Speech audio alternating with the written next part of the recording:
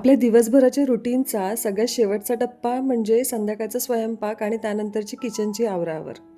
संध्याकाळपर्यंत आपण इतके थकलेलो असतो की रात्रीच्या जेवणानंतर असं वाटतं की कोणी आयतं किचन आवरून देईल का? कधी-कधी कंटाळासुद्धा येतो आणि आपल्याला असं वाटतं की सोडून द्यावं. कधीतरी सोडून देणं ठीक आहे, पण जर ती नेहमीची सवय झाली, तर त्याचे दुष्परिणाम होतात आणि ते मला तुम्हाला वेगळे सांगायची गरज नाही आहे. पण अशा काही सवयी आहेत किंवा काही अशा ट्रिक्स आहेत, त्या जर आपण आत्मसात केल्या, तर रात्रीचं हे जे किचन क्लिनिंग रुटीन आहे, ते थोडंसं सोपंसुद्धा होईल आणि झटपटसुद्धा होईल. चला तर मग जास्त वेळ न घालवता आजच्या व्हिडिओला सुरुवात करूया. तुमचा संध्याकाळचा स्वयंपाकसुद्धा पूर्ण असेल म्हणजे वरण, भात, भाजी, पोळी असा जर असेल, तर साहजिकच आहे तुम्ही कुकरचाच वापर करत असाल वरण आणि भात बनवण्यासाठी. पण कधी-कधी काय होतं, आपण विनाकारण भांडी आहेत ना, ती खराब करतो. जसं की आज मी भाकऱ्या करायला घेतलेल्या होत्या. आता भाकरीची जर उकड आपल्याला काढायची असेल, तर आपण काय करतो, एखाद्या पातेल्यामध्ये ती उकड काढतो आणि मग नंतर ती परातीमध्ये ट्रान्सफर करतो. मग त्याच्यामध्ये आपण पीठ मळतो आणि मग ती थापतो. एखादी हेवी बॉटमची जर कढई असेल, तर त्या कढईमध्येच पाणी उकळून त्याच्यामध्येच पिठाची उकड काढायची आणि मग त्यानंतर त्याच्यामध्येच ते पीठ मळून घ्यायचं. म्हणजे इथे जे एक्स्ट्राचं जे तुमचं भांडं आहे, ते वाचलेलं आहे. त्यासोबतच भाजीसाठी इथे मला कांदा आणि खोबऱ्याचं वाटण लागणार आहे. तर ते सेपरेट एका कढईमध्ये करण्यापेक्षा ज्या कुकरमध्ये मी भाजी करणार आहे, त्यामध्येच हा कांदा आणि खोबरं परतून घेते आणि हे परतून झाल्यानंतर याच्यामध्येच आपण भाजीला फोडणी मारू शकतो. काही वेळेस वापरून झालेलं उलथणं किंवा आपण पळी डायरेक्टली किचनच्या प्लॅटफॉर्मवरती ठेवतो. त्याचसोबत जर कचरा वगैरे असेल तो सुद्धा आपण प्लॅटफॉर्मवरती ठेवतो. कांदा म्हणा किंवा बटाट्याची सालं म्हणा. पण तसं न करता ते ठेवण्यासाठी जर एखादी सेपरेट डिश ठेवली, तर किचनचा जो प्लॅटफॉर्म आहे तो खूप जास्त खराब होत नाही आणि नंतर तो आवरण्यासाठी सुद्धा कमी वेळ लागतो. आणि ही भांडी खरं तर घासण्याची पण गरज नाही. फक्त पाणी मारून जरी आपण ठेवली तरी ती पटकन स्वच्छ होतात. भाज्या वगैरे सुद्धा आपण जर आधीच निवडून ठेवल्या तर ऐनवेळी ते आपल्याला निवडण्याची गरज नाही लागत. त्यामध्ये खूप आपला वेळ वाचतो आणि पटकन आपण भाजीचा वापर करू शकतो. आता ज्याप्रमाणे इथे मी वालाची भाजी बनवत होती आणि मी एक्स्ट्राच वाल आणून ठेवले होते जवळजवळ 2 किलो आणि ते मी सोलून फ्रीझरमध्ये ठेवले होते.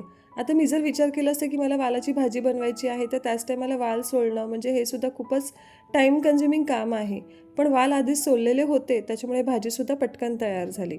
फक्त इथून ते फ्रीझरमधून पाण्यामध्ये काढून ठेवलेले होते आणि एकदम फ्रेश जसे वाल असतात ना, तसेच वाल आपल्याला मिळतात. इथे कांदा आणि खोबरा परतून झालेला आहे आणि ज्या प्लेटमध्ये मी पळी ठेवली होती ना, त्याच प्लेटमध्ये हे काढलेलं आहे थंड होण्यासाठी. पीठ आणि वाटणाचं मिश्रण थंड होतंय तोपर्यंत मी आता काय करेल, किचनमधली जी काही सिंकमध्ये पडलेली भांडी आहेत दुपारची किंवा टिफिन्स वगैरे आहेत ते स्वच्छ धुवून घेईल. आपण किचनमध्ये काम करत असताना ना एखादा टाईम डेडिकेट केलेला असतो स्वयंपाकासाठी. तर तिथून किचनमधून हलायचं नाही जर गरज नसेल तेव्हा. किचनमध्येच भरपूर अशी कामं असतात जी करण्यासारखी असतात आणि ती आपण पटकन करून घेऊ शकतो. आता रात्रीच्या जेवणानंतर अजून भांडी वाढतील आणि सिंक अजून भरेल.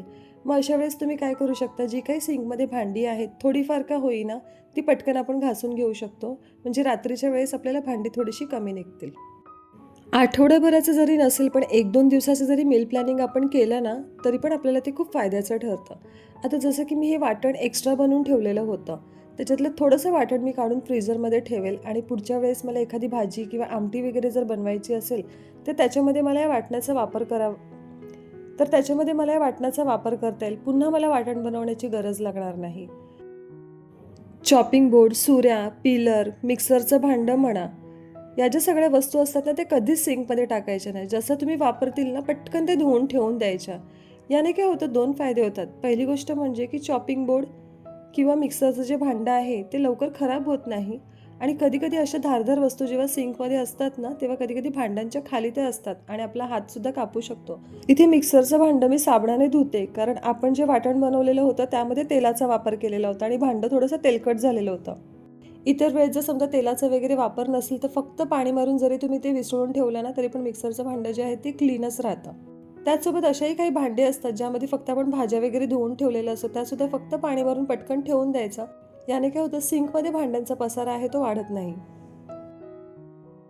कधी-कधी भाकऱ्या ज्या आहेत त्या आपल्या पोळपाटापेक्षा मोठ्या असतात. आता जसं की माझ्या बाबतीमध्ये सुद्धा तसंच आहे. माझं पोळपाट खूप लहान आहे आणि भाकरीची साईज थोडीशी मोठी असते. मग त्या मी किचनच्या प्लॅटफॉर्मवरती थापते. प्लॅटफॉर्म मी इथे स्वच्छ असं करून घेतलेलं आहे. मग ज्यावेळेस आपण पोळपाट वगैरे सुद्धा वापरतो तेव्हा किचन टॉवेल असतो ना, तो पोळपाटाच्या खाली ठेवायचा, जेणेकरून किचनचा ओटा जास्त खराब होत नाही. पण भाकरी करताना तसं होत नाही. भाकरी करताना किचनचं प्लॅटफॉर्म जे आहे ते खूपच खराब होतं. मग अशा वेळेस ते पटकन कसं स्वच्छ करायचं ते पण मी तुम्हाला पुढे सांगते.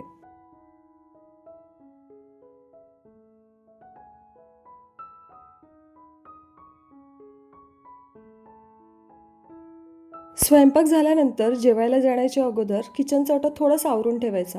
जे काही आपण सामान घेतलं होतं जसं की तुपाचा डब्बा म्हणा, पिठाचा डब्बा, तेलाची बाटली किंवा मिठाची बरणी, ती पटकन पुसून जागच्या जागी ठेवून द्यायची. आपण एखादं पिठाचं जर भांडं वगैरे घेतलं असेल तर त्यामध्ये ते पाणी टाकून ठेवायचा. आणि किचनचा जो प्लॅटफॉर्म पिठाने जर असा खराब झाला असेल तर काय करायचं, आपला जो किचनचा नॅपकिन असतो तो थोडासा ओला करायचा आणि जिथे ते पीठ चिकटलेलं आहे ओट्यावरती त्यावरती ते थोडा वेळ ठेवून द्यायचा.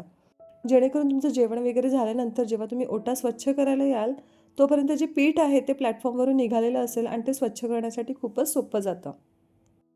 उरलेले अन्नपदार्थ वेगवेगळ्या डब्यांमध्ये काढण्यापेक्षा ते अशा भांड्यांमध्ये काढायचं जी भांडं तुम्ही डायरेक्टली गॅसवरती गरम करू शकता किंवा जर तुम्ही मायक्रोवेव्हचा वापर करत असाल तर मायक्रोवेव्ह सेफ डब्यांमध्ये ते काढायचे, जेणेकरून आपल्याला गरम करण्यासाठी पुन्हा एखाद्या दुसऱ्या पातेल्यामध्ये ट्रान्सफर करायची गरज लागणार नाही. आता सगळ्यात महत्त्वाचा मुद्दा म्हणजे किचनचा प्लॅटफॉर्म आणि गॅसची शेगडी कशी स्वच्छ करायची. आता प्रत्येक वेळेस आपल्या घरामध्ये असं काही साधं जेवण बनत नाही. कधीकधी असा पण पदार्थ बनतो जेणेकरून किचनचा प्लॅटफॉर्म खूपच खराब होतो किंवा गॅसची शेगडीसुद्धा खराब होते. तुम्हाला प्लॅटफॉर्म स्वच्छ करण्यासाठी मी 2 पद्धती सांगते. जर समजा तुम्हाला असं वाटत असेल की खूप जास्त किचन खराब नाही आहे, शेगडीवरती सुद्धा खूप जास्त तेल उडावलेलं नाही आहे, तर तुम्ही स्प्रे बॉटलमध्ये व्हिनेगरचं सोल्युशन बनवू शकता आणि ते स्प्रे करून जर एखादा मायक्रोफायबर क्लॉथ तुम्ही फिरवला तर किचन पटकन स्वच्छ होतं. पण जर समजा तुम्हाला असं वाटत असेल की खूप सारे तेलाचे डाग उडालेले आहेत आणि घासल्याशिवाय पर्याय नाही, तर तुम्ही अशा प्रकारे हे डिश सोप लिक्विड आहे ना, त्याचे थेंब थोडेसे टाकायचे. स्क्रबरच्या साहाय्याने अगदी कमी पाण्यामध्ये ते घासायचं आणि पुन्हा त्याच मायक्रोफायबर क्लॉथचा वापर करून फक्त किचन पुसून घ्यायचा. याने अगदी कमी पाण्यामध्ये आणि कमी मेहनतीमध्ये किचन स्वच्छ होतं. आणि बहुतेकांचं बघितलेलं आहे गॅसची शेगडी धुताना ते भरपूर पाण्याचा वापर करतात. पण अशा प्रकारे जर तुम्ही गॅसची शेगडी स्वच्छ केली ना तर अगदी कमी मेहनतीमध्ये ती स्वच्छ होईल. तुम्ही जर असं नसेल कराल ना तर एकदा करून बघा. रोज गॅसची शेगडी खरं तर धुण्याची अजिबात गरज नाही आहे. फक्त स्प्रे बॉटलने तुम्ही स्प्रे करू शकता. आता मी काय करते, ज्या दिवशी नॉनव्हेज वगैरे बनवते किंवा मला असं वाटतं की असा एखादा पदार्थ बनलेला आहे जेणेकरून गॅसची शेगडी किंवा प्लॅटफॉर्म खूप खराब झालेला आहे, तर मी याच पद्धतीने स्वच्छ करते आणि अगदी 1 ते 2 मिनिटामध्ये जो प्लॅटफॉर्म आहे तो आणि गॅसची शेगडी जी आहे ती चकाकते. शक्य असेल तर रात्रीची भांडी आहे ती रात्री स्वच्छ करा. पण जर समजा तुम्हाला कंटाळा येत असेल किंवा तुम्ही दुसऱ्या दिवशी सकाळी जरी करत असाल किंवा तुमच्याकडे मेड येत असेल तर काही हरकत नाही. तुम्ही ॲटलिस्ट त्या भांड्यांमधले खरकटं आहे ते स्वच्छ करून ती भांडी सिंकमध्ये ठेवू शकता. घरातील लोकांनासुद्धा, आपल्या मुलांनासुद्धा सवय लावून ठेवायची की जेव्हा प्लेट सिंकमध्ये ठेवता तेव्हा त्यामधलं सर्व खरकटं आहे ते स्वच्छ करून नंतरच ते सिंकमध्ये ठेवायची. जेणेकरून जी व्यक्ती भांडी घासते ना तिचं तरी काम नक्कीच वाचतं. प्रत्येक वेळी भांडी घासून झाल्यानंतर सिंक हे शेवटचं भांडं म्हणून नेहमी घासून स्वच्छ करून घ्यायचे. आपल्या किचनच्या प्लॅटफॉर्मवरती जे काही अप्लायन्सेस आहेत त्यावरती सुद्धा एकदा एक स्प्रे बॉटलने स्प्रे करायचा किंवा ओल्या फडक्याने ते पुसून घ्यायचं, जेणेकरून आपल्याला खूप जास्त डीप क्लिनिंगची नंतर गरज भासत नाही किंवा मग घरामध्ये कॉक्रोचेस वगैरे होत नाही. आपण दररोज संपूर्ण घराची लादी जरी पुसत नसलो तरी किचनची लादी रोज पुसणं हे मात्र गरजेचं आहे. कारण किचनमध्ये प्रत्येक वस्तूची सांडासांड होते, पाणी वगैरे सांडतं, कधीकधी तेल सांडतं. तर अशा वेळेस किचन अजिबात तसं सोडून द्यायचं नाही. पटकन झाडू मारून घ्यायचा आणि आता लादी पुसण्यासाठी शक्यतो आपण मॉप वापरतो. पण फक्त किचनची लादी पुसण्यासाठी मॉप काढणं म्हणजे थोडंसं ते टीडियस टास्कच आहे. मग अशा वेळेससुद्धा काय करायचं, स्प्रे बॉटलने थोडंसं स्प्रे मारायचा आणि किचनचा कपडा जो आहे तो फक्त लादी पुसण्यासाठी ठेवून द्यायचा आणि त्याने पटकन लादी पुसून घ्यायची. तर अशा पद्धतीने इन शॉर्ट मी माझं किचन क्लिनिंग रुटीन तुमच्यासोबत शेअर केलेलं आहे. व्हिडिओबाबत ज्या काही तुमच्या प्रतिक्रिया आहेत त्या कमेंटद्वारे नक्की व्यक्त करा. लवकरच भेटूया एका नवीन व्हिडिओमध्ये. तोपर्यंत आपली काळजी घ्या. बाय.